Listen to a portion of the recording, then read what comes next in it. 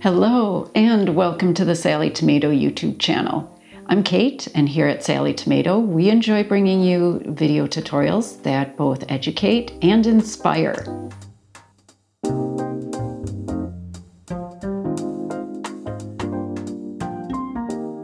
Today we're going to be making the Merry Bright Garland.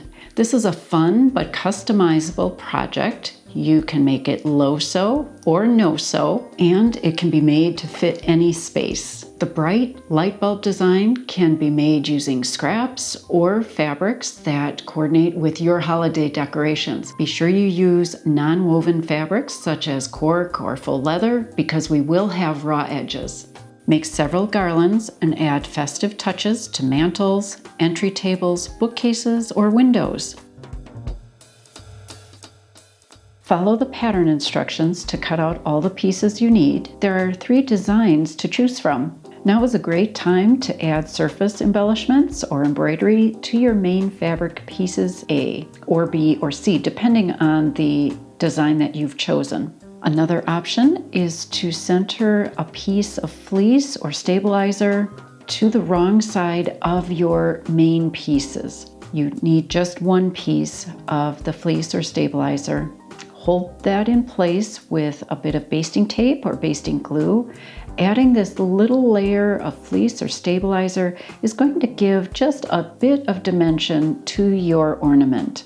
With right sides up, place the remaining piece A or B or C over the fleece. Hold the layers together with basting tape, glue, or sewing clips, or a combination.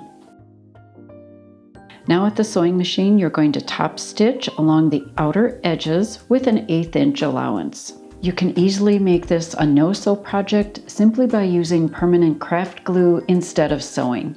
I'm using a very high contrast thread, but you may want to have fun using different colors of thread and coordinating with your fabrics.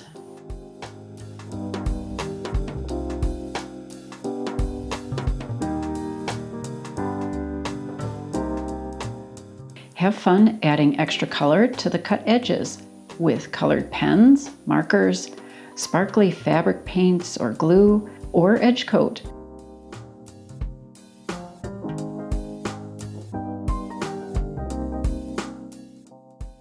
With wrong sides together, fold one contrast piece D over the top narrow end of your ornament and align all the edges of piece D.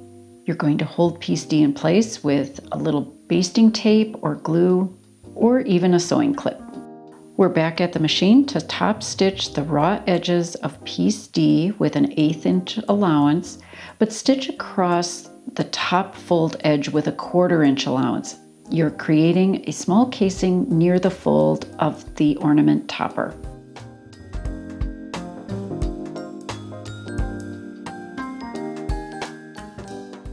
Now you're ready to create a garland. Thread the completed ornaments onto a length of twine, string, ribbon, or cord.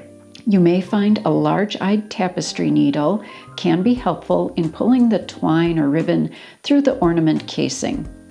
Cut a narrow, short piece of double-sided basting tape and just taped the end of the twine, and that kind of creates a needle effect, and it's helping me thread ornaments onto the twine. So there are a variety of ways you can thread the ornaments on. Position the connector fold of each ornament evenly spaced, beginning and ending about 4 to 6 inches from the ends of the twine. Another option is to glue each ornament in place with permanent craft glue.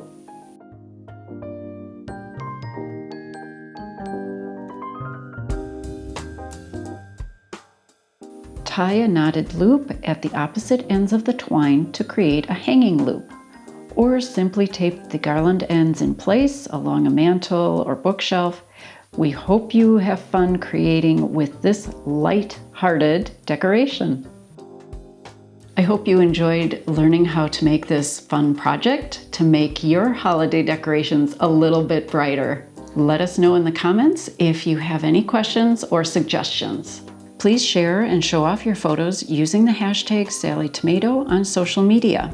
If you like this video, please give it a thumbs up and subscribe. That way you'll always know when there's a new video to watch.